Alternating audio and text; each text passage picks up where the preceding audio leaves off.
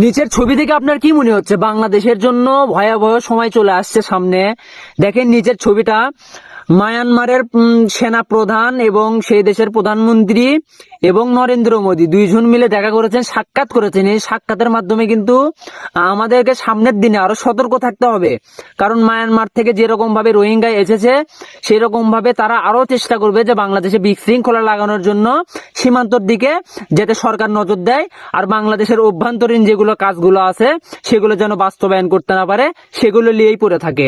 আর এখান দিয়ে আর বাংলাদেশ এবং ভারতের বর্ডারে ভারতের মুসলিমদের জোরপূর্বক পুশ ইন করার চেষ্টা করছে।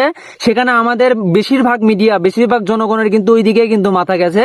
আর বাংলাদেশের অভ্যন্তরীণ যেগুলো বাংলাদেশের জন্য উন্নয়নমূলক কাজ, সেগুলো যেন বাধাগ্রস্ত হয়, এই কাজটাই কিন্তু দুই দেশ থেকে বাংলাদেশে করে আসছে। এইটা থেকে আমাদেরকে অনেক সতর্ক থাকতে হবে।